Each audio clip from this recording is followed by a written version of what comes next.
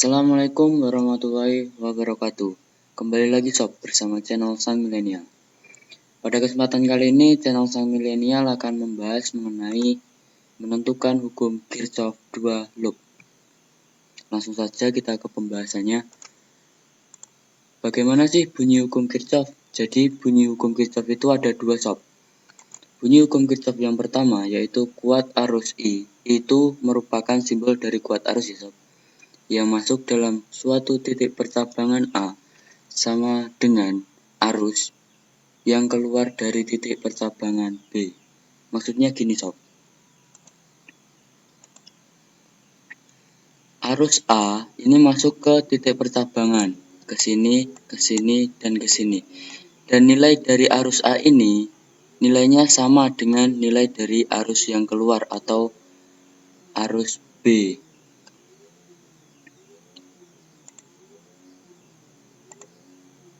Untuk hukum Kirchhoff yang kedua yaitu didasari oleh hukum konservasi energi yang menyatakan bahwa dalam suatu rangkaian tertutup, tegangan yang diperoleh dan tegangan yang berkurang haruslah sama besar. Gimana sob? Untuk menambah pemahaman langsung saja kita ke contoh soal.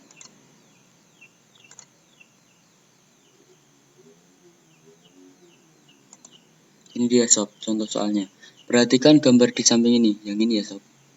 Diketahui E1, E ini merupakan sumber tegangan, bisa disebut juga baterai, adalah 16 volt di sini. E2 8 volt, E3 10 volt, R1 12 ohm, R2 6 ohm, dan R3 adalah 6 ohm. Maaf ini salah penulisannya. Jika hambatan dalam sumber tegangan diabaikan, maksudnya tegangan dalam sumber tegangan ini, dan ini diabaikan, berapa kuat arus yang melalui R2. Jadi yang ditanyakan itu kuat arus yang melalui hambatan yang ini sob, hambatan R2. Berapa sih kuat arusnya? Langsung saja kita hitung. Untuk menentukan hukum Kirchhoff kita harus yang langkah-langkahnya yaitu yang pertama menentukan arah arus terlebih dahulu sob. Ada trik nih untuk menentukan arah arus, yaitu dari arah kutub positif. Jadi ke sini, dari sini ke sini, jadi arahnya sini, sini. Lalu ini dari positif, dari sini ke sini, jadi arahnya sini. Bertemu di titik ini dan menjadi ini. Di sini pun juga sama, ini mengalir sampai sini, bercabang di titik ini, menjadi sini, dan sini. Ini kita anggap I1, dan ini kita anggap I2,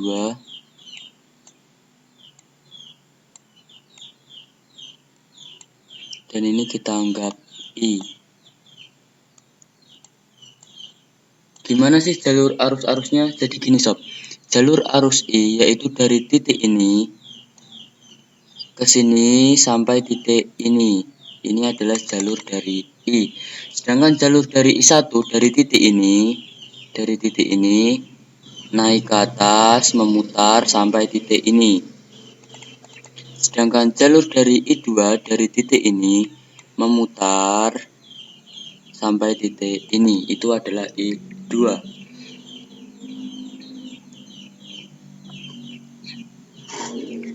Langkah yang kedua yaitu menentukan arah lob.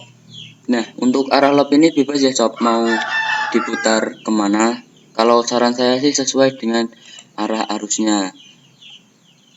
Kan arah arusnya dari sini memutar dari sini, jadi arah putarannya yaitu ke sini. Sedangkan ini dari sini memutar ke sini, jadi arah putarannya adalah ke sini atau berkebalikan arah. Ini untuk lob 1 dan ini untuk lob 2. Mantap.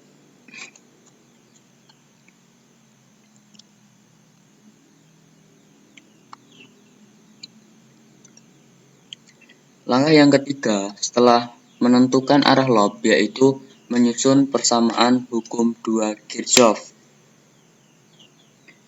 Karena ini adalah dua loop, jadi kita akan menggunakan hukum Kirchhoff pertama dan hukum Kirchhoff kedua. Kalau hanya satu loop, kita hanya menggunakan hukum Kirchhoff kedua ya sob.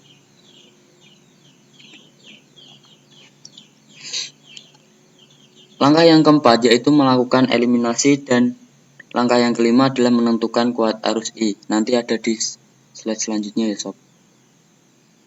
Langsung saja kita akan menyusun persamaan hukum 2 Kirchhoff.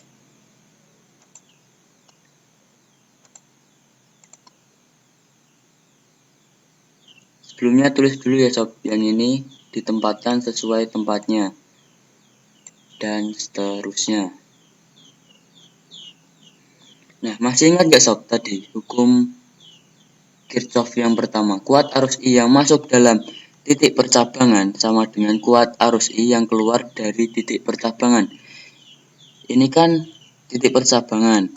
Nah, kuat arusnya keluar dari ini adalah I, masih dalam jalur I. Dan ini adalah masih jalur I1. Sedangkan ini adalah jalur I2. Ini berpecah menjadi I1 dan I2. Jadi, nilai I adalah penambahan dari I1 dan I2.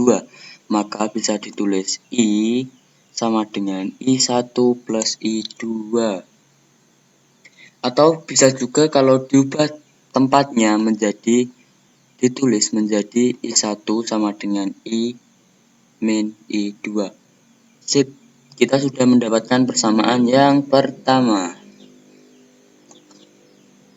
Lanjut. Langkah yang kedua adalah langkah selanjutnya Langkah selanjutnya yaitu kita menghitung loop pertama. Cara ngitungnya gimana sob? Gini. Cara ngitungnya arusnya bergerak dari baterai pertama atau E pertama. Arusnya memutar dari sumber tegangan yang positif, memutar ke sini sampai bertemu hambatan. Nah, bertemu hambatan adalah R2. R2 ini berada di arus I. Jadi I dikali R2. Setelah itu mengalir lagi, karena ini adalah sumbu yang pendek, jadi ini adalah negatif dan ini adalah positif. Begitu juga yang lainnya. Negatif, positif, positif, negatif. Jika bertemu sumbu yang pendek berarti negatif, maka kita tuliskan juga dengan negatif. Negatif ini ya sob, negatif E2. Lalu mengalir lagi, karena loop pertama itu ke atas, jadi kita harusnya ke atas. Sampai bertemu hambatan berikutnya, yaitu R1. Karena R1 berada di lintasan arus I1, maka kita tulis R1 kali I1 ataupun I1 kali R1. Setelah itu arusnya mengalir lagi menuju baterai pertama dan bertemu sumbu negatif. Jadi adalah min E1 sama dengan 0. Langsung saja kita masukkan angka-angkanya. Untuk I tetap I dan R2 akan berubah menjadi sesuai dengan angka yang tadi, yaitu 6. Untuk E2 menjadi 8. Untuk R1 menjadi 12. Dan untuk E1 menjadi 16. Kita masukkan angka-angka yang tadi ya sob. Selanjutnya kita kelompokkan nih sob. Karena ini tidak ada I-nya dan ini juga tidak ada I-nya, maka akan kita tambahkan. Maka jadinya negatif 16 ditambah negatif 8 menjadi negatif 24 sama dengan 0. Yang ini tetap ditulis ya sob. Selanjutnya negatif 24 ini kita ubah tempat ke sini. Dari negatif akan menjadi positif. Ini masih bisa kita sederhanakan ya sob, yaitu dengan membagi masing-masing ini dengan angka 6. 6 dibagi 6 sama dengan I, bisa ditulis juga dengan I. 12 dibagi 6 sama dengan 2 I1, dan 24 dibagi 6 sama dengan 4. Sip, kita mendapatkan persamaan yang kedua. Kita tulis lagi ya sob. Kita tulis juga tadi arusnya. I1, I2, I. Kita tulis lagi ya sob arah arusnya biar mudah.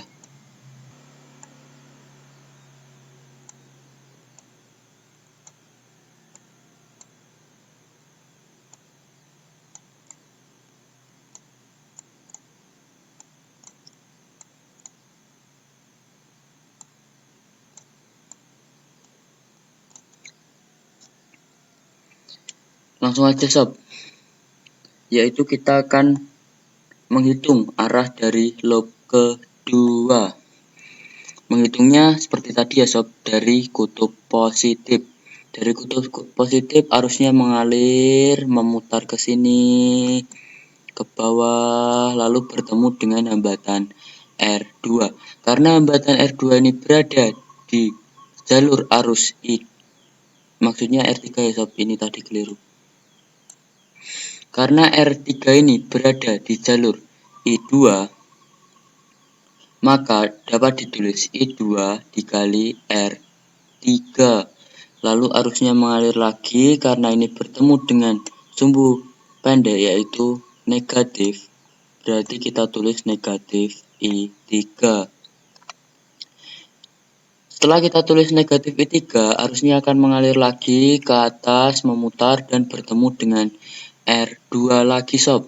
Karena R2 ini berada di jalur I, maka kita tulis plus I dikali R2. Mengalir lagi dan bertemu dengan kutub pendek atau kutub negatif. Dan kita tulis E min E2 maksudnya. Sama dengan 0. Kita masukkan angka-angkanya ya sob. R3 adalah 6 ohm dan seterusnya. 6, I2, E3 sama dengan 10, R2 sama dengan 6, dan E2 sama dengan 8, min 8. Langsung saja kita kelompokkan seperti tadi, yaitu menambahkan yang tidak ada I-nya ya sob. Negatif 10 ditambah negatif 8 sama dengan negatif 18. Untuk I ini kita tempatkan di bagian paling depan ya sob. 6I1, 6I maksudnya, 6I2 dikurangi 18 sama dengan 0. Lalu kita ubah tempat seperti tadi dan kita mendapatkan persamaan yang ketiga. Langkah selanjutnya yaitu adalah menggabungkan persamaan 1 dan persamaan 2. Langsung saja kita tulis ini tadi dari persamaan 1 ya sob. Ini tadi dari persamaan 2. Ini dari persamaan 2.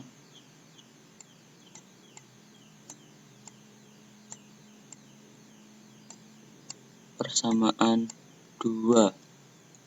Sedangkan ini karena persamaan 1 tadi adalah I1 sama dengan I min I2. Jadi kita tulis dari I1 ini kita ubah menjadi I min I2. Lalu kita kalikan menjadi I sama dengan 2I min 2I2 sama dengan 4. Lalu kita tambahkan yang sama, jadi I ditambah 2I sama dengan 3I min 2I2 sama dengan 4. Sip, kita mendapatkan persamaan yang keempat. Ada yang tahu nggak nih sob, kenapa memilih persamaan 1 dan persamaan 2?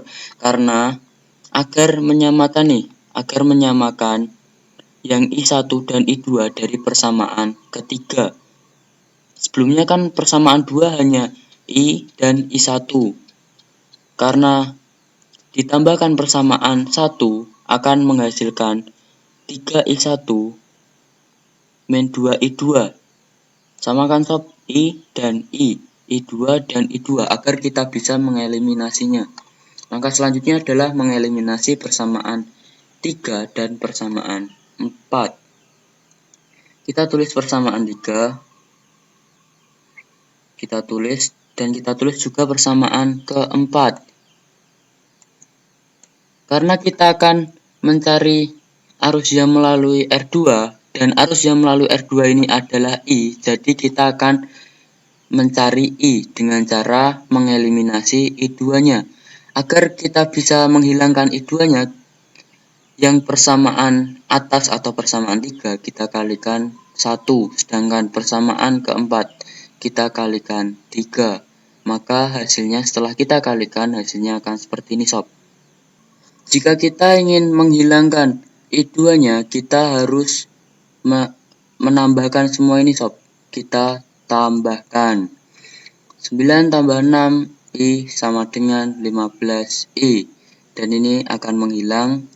18 tambah 12 sama dengan 30.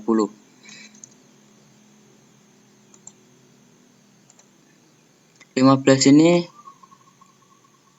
kita bagikan dengan 30 ya sob. Karena perkalian menjadi pembagian. Dan hasilnya adalah 2 ampere. Sip, kita ketemu.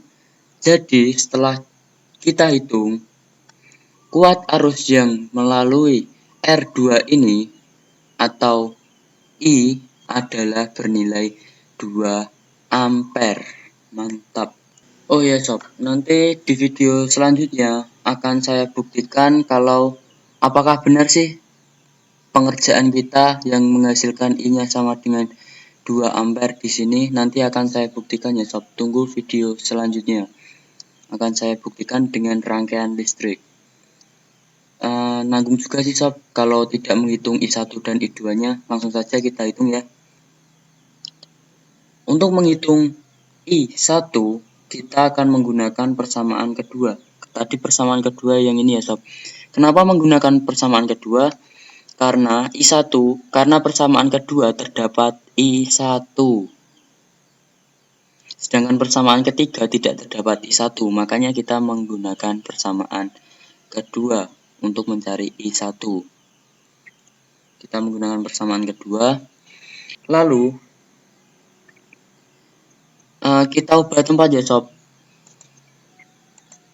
I ini kita ubah tempat ke sini. Jadi adalah 2I1 sama dengan 4 min I. Nilai I ini kita masukkan dari hasil yang tadi yaitu 2. 2I1 sama dengan 4 min 2. Kita kurangi yaitu menjadi 2. 2I1 sama dengan 2. I1 sama dengan 2 dibagi 2 karena perkalian menjadi pembagian sama dengan 1 ampere. Yang kedua yaitu mencari I2 menggunakan persamaan ketiga karena I3 ada I2-nya. Caranya sama seperti tadi ya sob. Kita ubah tempat I1-nya seperti yang ini ya sob. Kita ubah tempat. Lalu kita masukkan hasilnya tadi ke dalam nilai I. Min 6 kali 2 sama dengan 12. Kita kurangi yaitu menjadi 6. 6I2 sama dengan 6. 2I2 sama dengan 6 dibagi 6 sama dengan 1 ampere. Jadi ketemu semuanya yaitu I sama dengan 2 ampere, I1 sama dengan 1 ampere, dan I2 sama dengan 1 ampere. Untuk menyaksikan pembuktiannya, tetap pantau channel kami ya sob. Nanti akan saya buktikan dengan rangkaian listrik apakah benar I ini bernilai 2 ampere, I1 bernilai 1 ampere, dan I2 bernilai 1 ampere. Mungkin itu dulu tutorial dari channel Sang Milenial. Apabila ada salah kata, saya mohon maaf. Wassalamualaikum warahmatullahi wabarakatuh. See you next time.